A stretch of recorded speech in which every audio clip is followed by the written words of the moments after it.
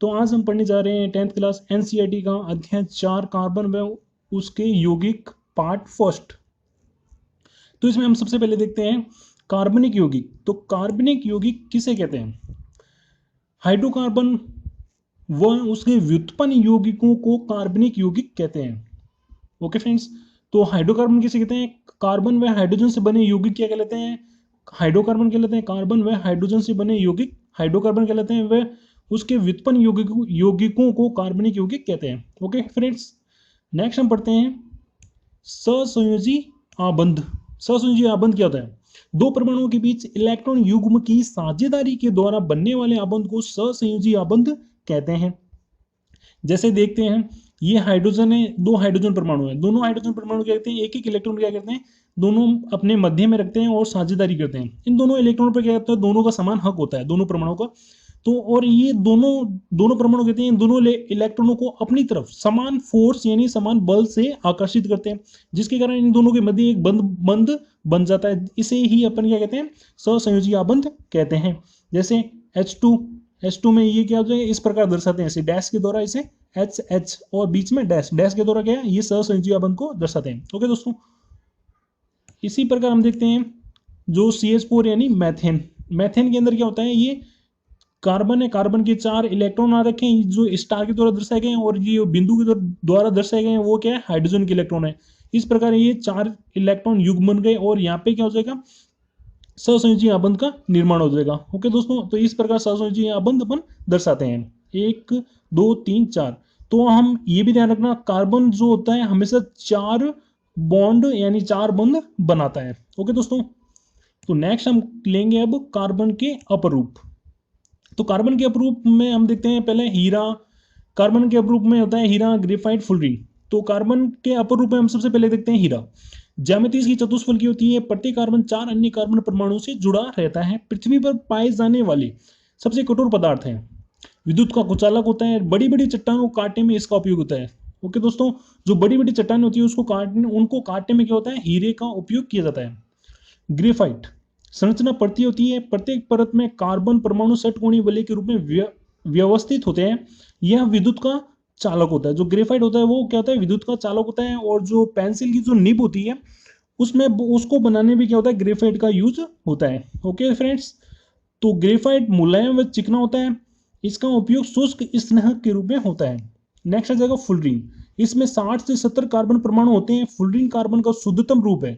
इसकी संरचना पिंजरानुमा होती है। इसे बकी बॉल भी कहते हैं। ओके फ्रेंड्स, नेक्स्ट हम आते हैं अब नेक्स्ट पॉइंट है कार्बन में पाए जाने वाले दो विशिष्ट लक्षणों चतुसंयोजकता यानी 4 संयोजकता और संकलन से बड़ी संख्या में यौगिकों का निर्माण करता है। जो कार्बन होता है उसमें क्या होते हैं? जो उसकी संयोजकता होती है वो 4 होती है, यानी वो 4 बंध बनाता है। 4 बंध बनाता है और वो क्या करता है? जुड़ने की प्रवृत्ति रखता है। एक कार्बन दूसरे कार्बन से जुड़ने की प्रवृत्ति रखता है, जिसके कारण क्या होता है? बड़ी संख्या में यौगिकों का निर्माण होता है। ओके फ्रेंड्स, तो नेक्स्ट हम देखते हैं कार्बनिक यौगिकों का नामकरण। तो कार्बनिक यौगिकों के नामकरण में सबसे पहले हम देखते हैं कार्बन संख्या और नाम। अगर कार्बन 1 होता है तो उसे मैथ कहते हैं। कार्बन 2 होता है तो उसे एथ कहते हैं। 3 होता है उसे प्रोप कहते हैं। 4 होता है ब्यूट कहते हैं। 5 होता है पेंट कहते हैं। 6 होता है तो हेक्स कहते हैं। 7 होता है तो उसे हेप्ट कहते हैं। 8 होता है तो उसे ऑक्ट कहते हैं। 9 होता है नॉन कहते हैं। 10 होता है तो उसे डैक कहते हैं। ओके फ्रेंड्स, तो इसमें हम सबसे पहले देखेंगे एकल आबंध या एल्केन। तो एल्केन का जो अनुलग्न क्या होता है? एन। अनुलग्न मतलब होता है जो पीछे जुड़े, यानी जो यौगिक के पीछे जुड़ता है उसे अपन कहते हैं अनुलग्न कहते हैं। तो इसका जो एल्केन का जो अनुलग्न क्या हो जाएगा? एन हो जाएगा। जैसे उदाहरण में देखते हैं हम, जैसे 1 2 2 कार्बन है, 2 कार्बन को हम क्या कहते हैं दोस्तों? एथ कहते हैं। तो इसमें क्या है? कार्बन कार्बन के मध्य बंध कौन सा है? एकल बंध है। एकल बंध होने के कारण तो क्या हो जाएगा? एथ प्लस एन क्या हो जाएगा? एथेन। उसी प्रकार 3 कार्बन है, 3 कार्बन को हम कहते हैं प्रोप, और कार्बन कार्बन के मध्य बंध कौन सा है? एकल आबंध है, तो इसे हम क्या कहेंगे? प्रोपेन। ओके दोस्तों, इसी प्रकार ये ब्यूटेन का निर्माण हो गया। तो दोस्तों जो कार्बन की संयुक्तता यानी जो ये 4 बंध बनाता है, तो एक बंध तो इसने क्या किया? इसके कार्बन के द्वारा बना लिया, और बकाया जो 3 बंध होते हैं वो हाइड्रोजन के द्वारा बना लेता है। ओके दोस्तों, तो कार्बन हमेशा क्या होता है? 4 आबंध बनाता है। ओके फ्रेंड्स, तो नेक्स्ट हम देखते हैं द्विआबंध। द्विआबंध में हम देखते हैं एल्कीन। एल्कीन का जो अनुलग्न होता है वो कहता है इन होता है। इन। ओके फ्रेंड्स, तो इसमें देखते हैं इन होता है, तो यहाँ पे दो कार्बन परमाणु को अपन क्या कहते हैं, एथ कहते हैं। और इसमें अनुलग्न क्या है, इन, क्योंकि कार्बन कार्बन के मध्य डबल बॉन्ड है, तो इसमें अनुलग्न कौन सा यूज करेंगे, इन यूज करेंगे, तो ये क्या हो जाएगा एथीन। उसी प्रकार क्या हो जाएगा प्रोपिन, उसी प्रकार क्या हो जाएगा ब्यूटीन, यानी इसमें ब्यूट होता है तो इसमें अनुलग्न इन लग जाएगा तो क्या हो जाएगा ब्यूटीन। ओके फ्रेंड्स, इसी प्रकार देखते हैं त्रिआबंध में देखते हैं आइन। तो त्रिआबंध में होती है एल्काइन का जो अनुलग्न होता है वो कहते हैं आइन होता है। ओके फ्रेंड्स, तो इसमें देखते हैं जो दो कार्बन को हम क्या कहते हैं, एथ। तो एथ है, इसमें कार्बन कार्बन के मध्य बंध कौन सा है, तीसरा बंध है, यानी त्रिआबंध है। तो त्रिआबंध होने के कारण त्रिआबंध, तो इसने कार्बन कार्बन के मध्य बना लिया और एक हाइड्रोजन इसलिए लगाया क्योंकि इसमें एक हाइड्रोजन से और बॉन्ड बना लेगा, जिसके कारण कार्बन की जो बंध कितने हो जाएंगे, 4। तो कार्बन हमेशा क्या होता है, 4 बंध बनाता है। ओके दोस्तों, ओके फ्रेंड्स, तो दो कार्बन को हम क्या कहते हैं, एथ। और इसमें त्रिआबंध लगा है तो इसे अनुलग्न क्या हो जाएगा, आइन। तो एथ प्लस आइन क्या हो जाएगा, एथाइन। उसी प्रकार हम देखते हैं प्रोपाइन, प्रोप प्लस आइन, इसमें 3 कार्बन है तो प्रोप प्लस आइन हो जाएगा तो क्या हो जाएगा, प्रोपाइन। ओके फ्रेंड्स, तो नेक्स्ट हम देखते हैं क्रियात्मक समूह में हम देखते हैं हेलोजन। तो हेलोजन हो जाएगा, हेलोजन में हम देखते हैं हेलोजन का जो संकेत क्या होता है, एक्स होता है, ये balance free x. Okay friends, तो हेलोजन को हम क्या कहते हैं, पूर्व लगन के रूप में लिखते हैं। पूर्व लगन मतलब एक यौगिक से पहले लिखते हैं, यानी इसमें हेलोजन के अंदर कौन सा है, क्लोरो ब्रोमो फ्लोरो। ओके फ्रेंड्स, तो ये यहाँ पे मैं दो लिख रखे हैं, क्लोरो ब्रोमो लिख रखे हैं, बकाया इसमें फ्लोरो भी होता है, आयोडीन भी होता है। ओके फ्रेंड्स, तो इसमें हम देखते हैं दो कार्बन है, दो कार्बन के मध्य एकल आबंध है, तो एकल आबंध होने के कारण दो कार्बन है तो इसे हम क्या कहेंगे, एथेन। और इसमें लगा Cl लगा हुआ है तो इसे हम क्या कहेंगे, क्लोरो एथेन, क्योंकि जो Cl है उसे हम क्या पूर्व लगन के रूप में यूज करेंगे। तो दो कार्बन के लिए एथेन हो गया और ये क्या हो जाएगा, और पूर्व लगन के जो क्लोरो एथेन। उसी प्रकार 1 2 3 4 कार्बन है, 4 कार्बन के लिए हमने ब्यूटेन लिख दिया और इसमें जो Cl था वो क्या हो जाएगा, chloro butane. Okay friends, alcohol में क्या हो जाएगा, बैलेंस फ्री OH इसका संकेत है। और अनुलग्न क्या हो जाएगा, अनुलग्न जो पीछे लगते हैं। ओके फ्रेंड्स, इसमें जो ऑल हो जाएगा, इसका अनुलग्न क्या होगा, ऑल हो जाएगा। जैसे हम दो कार्बन को हम क्या कहते हैं, एथ कहते हैं, लेकिन इसमें कार्बन कार्बन के मध्य क्या है, एकल आबंध है। एकल आबंध होने के कारण ये क्या हो जाएगा, एथेन हो जाएगा। दो कार्बन को हम अब क्या कहेंगे, एथेन कहेंगे। और इसमें OH समूह लगा है तो इसे एथेन प्लस ऑल क्या हो जाएगा, एथेन। और उसी प्रकार हम 3 कार्बन को हम क्या कहेंगे, कार्बन कार्बन के मध्य एकल आबंध होने के कारण 3 कार्बन को हम कहेंगे प्रोपेन प्लस ऑल क्या हो जाएगा, प्रोपेनॉल। एल्डिहाइड को हम CHO या फिर C double bond O single bond H इसके द्वारा दर्शाते हैं। ओके फ्रेंड्स, तो इसे दो तरह से दर्शा सकते हैं। अनुलग्न इसका जो है L हो जाएगा, L अनुलग्न हो जाएगा। तो CH3 CH2 CHO, इसमें कार्बन कितने हैं, 3 कार्बन को हम कहेंगे प्रोपेन, 3 कार्बन को हम कहेंगे प्रोपेन। अनुलग्न क्या हो जाएगा, L है तो प्रोपेनल। इसी प्रकार 1 2 3 4 5 कार्बन है, 5 कार्बन हो जाएगा तो उसे हम कहेंगे पेंटेन। तो इसमें समूह कौन सा हो जाएगा, जो क्रियात्मक समूह है CHO समूह को हम क्या कहते हैं, L। अनुलग्न कौन सा यूज करते हैं, L। तो पेंटेन प्लस L क्या हो जाएगा, पेंटेनल। इसी प्रकार क्या हो जाएगा, हेक्सेनल। इसी प्रकार सेप्टेनल, हेप्टेनल। ओके फ्रेंड्स, अब आता है कीटोन में जो कीटोन का जो संकेत क्या होता है, C double bond, 2 balance free हो जाएगी और C डबल बॉन्ड O हो जाएगा, तो ये इसका संकेत है। अनुलग्न इसका हो जाएगा ऑन हो जाएगा। तो CH3 C double bond O, 3 carbon को हम क्या कहेंगे, क्योंकि 3 कार्बन के मध्य क्या है, सिंगल आबंध है तो इसलिए एल्केन का यूज करेंगे। तो CH3 कार्बन के मध्य बॉन्ड कौन सा, सिंगल, तो इसको 3 कार्बन को हम क्या कहेंगे, प्रोपेन। और इसमें जो अनुलग्न क्या कौन सा लग जाएंगे अब, ऑन, तो ये क्या हो जाएगा, प्रोपेनॉन। उसी प्रकार 4 कार्बन को हम क्या कहेंगे, ब्यूटेन प्लस ऑन क्या हो जाएगा, ब्यूटेनॉन। ओके फ्रेंड्स, कार्बोक्सिलिक अम्ल के लिए हम माइनस बैलेंस फ्री COOH या फिर इसे balance free C double bond O single bond OH। Okay friends, अनुलग्न इसका हो जाएगा ओइक एसिड। तो 3 कार्बन को हम क्या कहेंगे, प्रोपेन कहेंगे 3 कार्बन को। तो 3 कार्बन को प्रोपेन कहेंगे, समूह कौन सा लगा हुआ है, COH, तो इसका लिए अनुलग्न कौन सा है, ओइक एसिड। तो प्रोपेन प्लस ओइक एसिड क्या हो जाएगा, प्रोपेनोइक एसिड। इसी प्रकार 1 2 3 4 कार्बन है, 4 कार्बन के लिए हम क्या लगाते हैं, ब्यूटेन। तो इसमें अनुलग्न कौन सा लगेगा, ओइक एसिड, तो ब्यूटेनोइक एसिड। ओके फ्रेंड्स, तो ये हो जाएगा क्रियात्मक समूह का नामकरण। तो इस प्रकार आप किसी भी समूह का नामकरण कर सकते हैं। ओके फ्रेंड्स, अब आता है साइक्लोहेक्सेन में बेंजीन की संरचना। तो साइक्लोहेक्सेन और बेंजीन की संरचना में आप देख लीजिए, तो साइक्लोहेक्सीन और बेंजीन की संरचना, तो जो साइक्लोहेक्सीन है, जो साइक्लोहेक्सीन की ये संरचना दे रखी है, इसमें कितने 6 कोने दे रखे हैं, 1 2 3, जितने भी कोने दे रखे हैं वहां पे क्या कार्बन है, मैंने यहाँ पे दर्शाया नहीं है। ओके फ्रेंड्स, तो यहाँ पे जितने भी कोने दे रखे हैं इसमें 6 कोने हैं, तो 6 कोनों पर क्या है, इसमें कार्बन है, और ये कार्बन क्या है 4 आबंध बना रहा है। ओके फ्रेंड्स, तो यहाँ पे ये कार्बन मानते हैं, तो यहाँ पे एक आबंध इधर जा रहा है, एक ये और 2 ये हाइड्रोजन से, तो इसकी क्या हो गई, इस कार्बन की कितने हो गए 4 आबंध हो गए। इसी प्रकार प्रत्येक कार्बन ने 4 आबंध बना रखे हैं। ओके फ्रेंड्स, तो ये हो जाएगी साइक्लोहेक्सेन की संरचना। तो इसका जो संरचना सूत्र क्या हो जाएगा C6H12।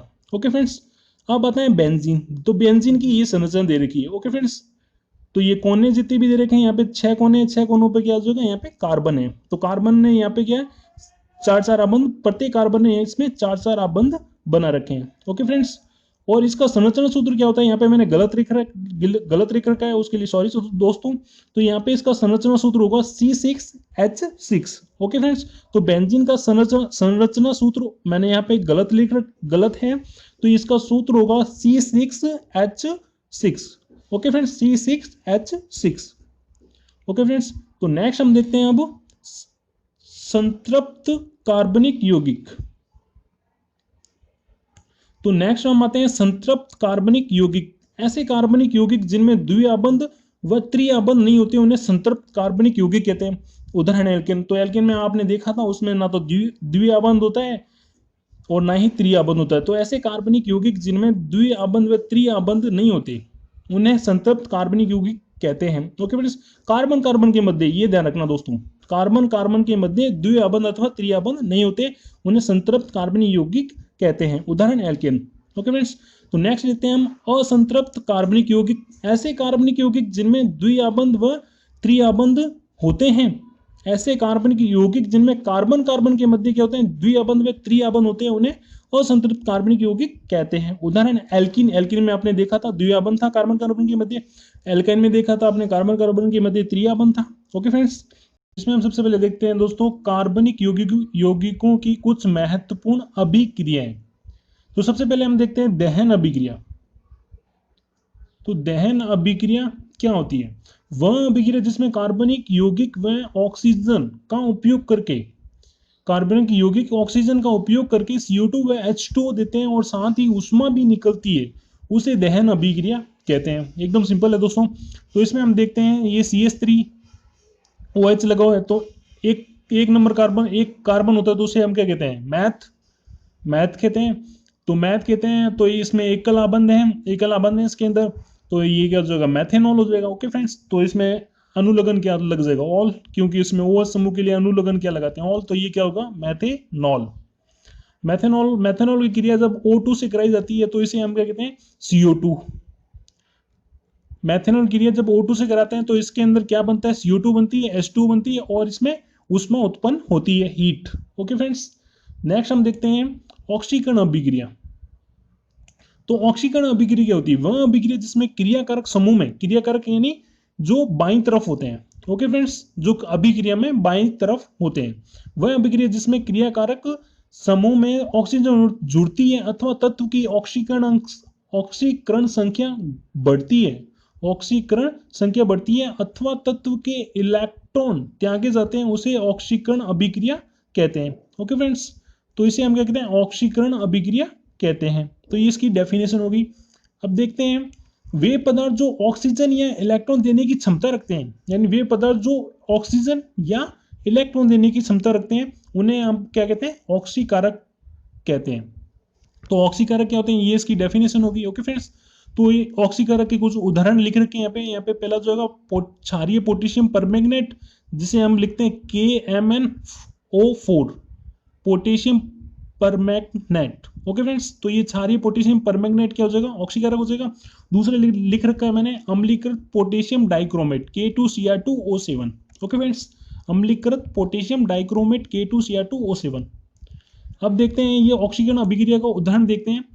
तो उदाहरण में हम देखते हैं इसमें 2 कार्बन है, 2 कार्बन और इसमें OH समूह लगा हुआ है। 2 कार्बन को हम क्या कहेंगे, एथेन, तो इसमें OH समूह लगा हुआ है, तो इसके ये क्या हो जाएगा, एथेनॉल। ओके फ्रेंड्स, तो एथेनॉल की अभिक्रिया जब क्षारीय KMnO4 की क्षारीय केमेनोफोर से कराई जाती है। तो इसमें क्या होता है, जो क्षारीय केमेनोफोर क्या होता है, इसके अंदर जो एथेनॉल है उसके अंदर क्या होता है, ऑक्सीजन ऐड करवा देता है, ऑक्सीजन ऐड करवा देता है, जिसके कारण क्या होता है, OH समूह, जो OH समूह की जगह क्या आ जाता है, COOH समूह आ जाता है। तो ये क्या हो जाएगा, 2 कार्बन है, 2 कार्बन को अपन एथेन कहेंगे, एथेन।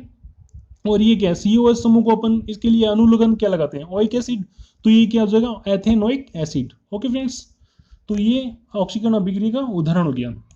नेक्स्ट हम देखते हैं संकलन अभिक्रिया। तो संकलन अभिक्रिया क्या होती है, पैलेडियम यानी PD अथवा निकेल यानी Na जैसे उत्प्रेरकों की उपस्थिति में असंतृप्त हाइड्रोकार्बन हाइड्रोजनीकरण क्या होता है, हाइड्रोजन जोड़ना पर संतृप्त हाइड्रोकार्बन देते हैं, इसे संकलन अभिक्रिया कहते हैं। तो संकलन अभिक्रिया एकदम सिंपल डेफिनेशन इसकी, पैलेडियम निकल जैसे उत्प्रेरकों की उपस्थिति में असंतृप्त हाइड्रोकार्बन हाइड्रोजनीकरण या हाइड्रोजन जोड़ना पर संतृप्त हाइड्रोकार्बन देते हैं, इसे संकलन अभिक्रिया कहते हैं।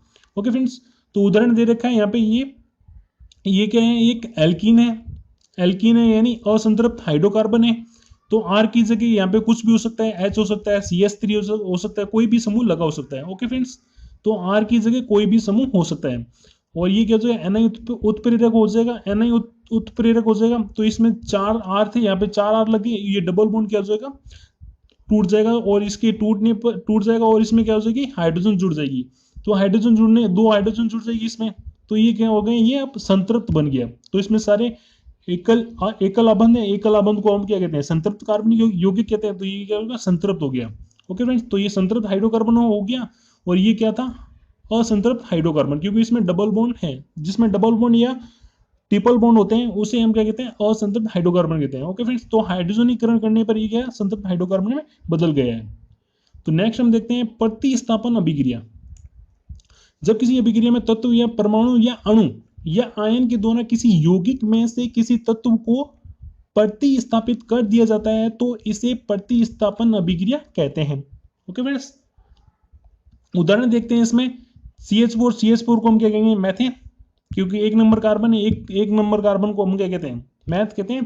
तो इसमें एकल अबंध है, तो इसी के मैथेन, ये को मैथेन हो गया। मैथेन की क्रिया जब क्लोरीन से सूर्य के प्रकाश की उपस्थिति में कराई जाती है, तो इसमें क्या होता है, CH3Cl प्लस HCl यानी हाइड्रोजन क्लोराइड, ये क्या हो जाएगा, क्लोरोमेथेन। ओके फ्रेंड्स, तो ये इसे हम क्या कहते हैं, क्लोरोमेथेन। क्लोरोमेथेन कहते हैं क्योंकि इसमें 1 नंबर कार्बन को हम क्या कहेंगे, मैथेन, और Cl क्या होगा, पूर्ण लग्न के रूप में आएगा, जो कि मैंने अभी नामकरण में पार्ट फर्स्ट में कराया है। ओके फ्रेंड्स, तो ये क्या हो जाएगी, क्लोरोमेथेन, इसका नामकरण क्या हो जाएगा, क्लोरोमेथेन। ओके फ्रेंड्स, तो ये Cl क्या कर देता है, इसमें हाइड्रोजन को विस्थापित कर देता है, और हाइड्रोजन को विस्थापित करके Cl जो होता है स्वयं उसकी जगह ले लेता है, जिसके कारण CH3Cl का निर्माण हो जाता है और HCl का निर्माण हो जाता है। ओके फ्रेंड्स, तो इसे हम कहते हैं प्रतिस्थापन अभिक्रिया। नेक्स्ट हम देखते हैं एथेनॉल के गुणधर्म। एथेनॉल क्या होता है, कक्ष ताप पर द्रव अवस्था में होता है, इसे सामान्यतः अल्कोहल कहते हैं। जो एथेनॉल को हम क्या कहते हैं, अल्कोहल कहते हैं। यहाँ अल्कोहलिक पेय पदार्थों का महत्वपूर्ण अवयव होता है। यह एक अच्छा विलायक है, इसलिए इसका उपयोग tincture, iodine, cough syrup, tonic आदि औषधियों में होता है। ओके फ्रेंड्स, अब इसकी एथेनॉल की कुछ अभिक्रियाएं दे रखी हैं, वो भी अपन देख लेते हैं। तो सबसे पहले आता है सोडियम के साथ अभिक्रिया। तो एथेनॉल क्या होता है वो आपको पता ही, और 2 नंबर कार्बन, एथ के लिए दो कार्बन लगाते हैं, तो CH 2 कार्बन हो गए, और OH ऑल इसका अनुलग्न हो जाएगा, तो ये क्या हो जाएगा, एथेनॉल। ओके फ्रेंड्स, तो ये सोडियम के साथ जिसकी अभिक्रिया करते हैं, सोडियम प्लस एथेनॉल की इसके साथ अभिक्रिया कराएंगे, तो ये इसमें क्या हो जाएगा, जो H का क्या हो जाएगा, प्रतिस्थापन हो जाएगा, और यहाँ पे क्या हो जाएगा, CH3CH2ONA। ओके फ्रेंड्स, और इसे हम क्या कहेंगे, सोडियम एथॉक्साइड कहते हैं। तो इसका नाम क्या हो जाएगा, sodium ethoxide plus H2। Okay friends, तो ये सोडियम की एथेनॉल के साथ अभिक्रिया हो जाएगी। सांद्र H2SO4 के साथ अभिक्रिया, तो ये एथेनॉल हो जाएगा। एथेनॉल की सांद्र H2SO4 के साथ अभिक्रिया कराई जाती है 443 केल्विन ताप पर। तो इसमें क्या हो जाएगा, CH2 डबल बॉन्ड CH2। तो इसमें क्या, ये इसे हम क्या कहेंगे, तो 2 नंबर का कार्बन को हम क्या कहते हैं, एथ, और इसमें डबल बॉन्ड है, डबल बॉन्ड के लिए आप अनुलग्न क्या लगाते हैं, इन। तो क्या हो जाएगा, ये एथीन। तो ये क्या है, एथीन है। ओके फ्रेंड्स, प्लस H2 हो जाएगी। ओके, एथेनॉल प्लस H2SO4, तो ये हो जाएगी एथीन हो जाएगी। अब आ जाएगा अल्कोहल का विकृतीकरण। अल्कोहल का विकृतीकरण क्या होता है? औद्योगिक उपयोग के लिए तैयार एथेनॉल का दुरुपयोग रोकने के लिए, औद्योगिक यानी जो व्यावसायिक रूप से काम में लिया जाता है, उसका दुरुपयोग रोकने के लिए उसमें जहरीला पदार्थ मेथेनॉल यानी CH3OH मिला दिया जाता है, और साथ में ही रंग के लिए कॉपर सल्फेट जो नीला रंग प्रदान करता है, वह गंध के लिए प्रीडीन को मिलाया जाता है। ओके फ्रेंड्स, और कॉपर सल्फेट इसे नीला रंग प्रदान कर देगा और गंध के लिए प्रीडीन मिला दिया जाता है। इस प्रकार प्राप्त अल्कोहल विकृत अल्कोहल कहलाता है, यानी इसमें ये सारे मिलाने पर जो अल्कोहल जो प्राप्त होता है उसे हम क्या कहते हैं? विकृत अल्कोहल। व इस प्रक्रिया को अल्कोहल का विकृतीकरण कहते हैं। ओके फ्रेंड्स, तो आपके यहाँ आ जाता है तो अल्कोहल का विकृतीकरण कैसे होता है या क्या होता है, तो ये आपको लिखना है। ओके फ्रेंड्स, तो नेक्स्ट हम आते हैं एथेनोइक अम्ल के गुणधर्म। तो एथेनोइक अम्ल सूत्र सिंपल हो जाएगा। एथेनोइक अम्ल के एथ होगा तो मतलब 2 कार्बन तो होगी निश्चित है ये तो, और ओइक एसिड ओइक अनुलग्न लगा हुआ है तो 2 कार्बन लिखिए आप, और ओइक ये लगा दी CH3COH, ये 2 कार्बन हो गए और COH ये ग्रुप हो गया, तो इसे हम क्या कहते हैं? Ethanoic acid. ओके फ्रेंड्स, तो 2 नंबर कार्बन को हम कहेंगे एथेन, और COH समूह लगा हुआ है तो इसे क्या हो जाएगा? ओइक एसिड, इसका अनुलग्न लग जाएगा तो इसे क्या कहेंगे? Ethanoic acid. इसे सामान्यतः एसिटिक अम्ल कहते हैं। एसिटिक अम्ल के 3 से 4% विलयन को सिरका कहते हैं एवं इसे अचार परिरक्षक के रूप में इस्तेमाल किया जाता है। शुद्ध एथेनोइक अम्ल का गलनांक 290 केल्विन यानी 17 डिग्री सेल्सियस होता है। अगर आपको केल्विन को अगर डिग्री सेल्सियस में बदलना है तो आप जो केल्विन दे रखा है केल्विन में 273 माइनस कर दीजिए, 273 माइनस कर दीजिए तो वो डिग्री सेल्सियस में बदल जाएगा। ओके फ्रेंड्स, और इसलिए ठंडी जलवायु में शीत के दिनों में यह जम जाता है। जो एथेनोइक अम्ल होता है वो ठंडी जलवायु होती है वो वहाँ पे ये जम जाता है, इसी कारण इसे ग्लेशियल एसिटिक अम्ल कहते हैं। तो आपको कभी पेपर में पूछा जा सकता है कि ग्लेशियल एसिटिक अम्ल किसे कहते हैं या उसका सूत्र बताइए, तो ये क्या होगा? एथेनोइक अम्ल को ही हम क्या कहते हैं? ग्लेशियल एसिटिक अम्ल कहते हैं। ओके फ्रेंड्स, तो नेक्स्ट हम आते हैं इसकी अभिक्रियाएं। तो अभिक्रिया क्या हो जाएगी? पहली अभिक्रिया हो जाएगी एथेनोइक अम्ल की एस्टरीकरण। एस्टर के निर्माण की अभिक्रिया एस्टरीकरण कहलाती है। जो एस्टर का निर्माण होता है उसे एस्टरीकरण अभिक्रिया कहते हैं। इसका निर्माण मुख्यतः अम्ल व अल्कोहल की अभिक्रिया से होता है। तो ये क्या हो जाएगा? अम्ल CH3COH, इसे अपन क्या कहते हैं? एथेनोइक अम्ल। और ये क्या हो जाएगा? CH2CH3, ये क्या हो जाएगा? एथेनोइक अम्ल। ये क्या हो जाएगा? एथेनॉल हो जाएगा। OH समूह का 2 कार्बन है, 2 कार्बन के लिए एथेन लगाते हैं। एथेन क्योंकि एथेन क्यों लिख रहे हैं हम? क्योंकि यहाँ पे कार्बन कार्बन के मध्य बॉन्ड कौन सा है? एकल बॉन्ड है, तो इसलिए लिख रहे हैं एथेन। और ऑल OH के लिए अनुलग्न क्या लगता है? ऑल, तो इसलिए हो जाएगा एथेनॉल। तो इनकी अभिक्रिया कराते हैं तो इसमें से OH इधर की साइड से हट जाता है और H इधर की साइड से हट जाती है, तो इसमें H2 क्या निकल जाता है? H2O यानी जल का अणु निकल जाता है और ये आपस में जुड़ जाते हैं। जुड़ने के कारण इसमें क्या हो जाएगा? CH3C double bond O CH2 CH3। Okay friends, तो ये एस्टर हो जाएगा। एस्टर को जो इसका नामकरण करते हैं तो उसे एल्किल एथेनोइड के रूप में करते हैं। ओके फ्रेंड्स, एल्किल इस भाग को कहते हैं, इधर वाले भाग को हम क्या कहते हैं? एल्किल कहते हैं। जो सिंगल बॉन्ड O से जुड़ा हुआ है, जो सिंगल बॉन्ड O से जुड़ा हुआ है उसे हम क्या कहते हैं? एल्किल भाग कहते हैं। एल्किल मतलब एल्किल की जगह एथिल, मैथिल, प्रोपिल कुछ भी हो सकता है। और इससे जो इस वाले भाग को हम क्या कहते हैं? एल्केनोइड। एल्केनोइड एल की जगह क्या कुछ भी हो सकता है, जैसे मैथेनोइड, एथेनोइड कुछ भी हो सकता है। ओके फ्रेंड्स, प्रोपेनोइड हो सकता है। तो इसका नामकरण क्या हो जाएगा? इसी भाग को 2 कार्बन है तो इसलिए एथिल कहेंगे, और इस भाग को हम क्या कहेंगे? ये एथेनोइड कहेंगे। इसमें भी 2 कार्बन है इसलिए एथिल एथेनोइड। अगर यहाँ पे 1 कार्बन होता, यहाँ पे भी 1 कार्बन होता, तो इसे हम क्या कहते हैं? मैथिल मैथेनोइड। ओके फ्रेंड्स, तो नेक्स्ट हम देखते हैं अब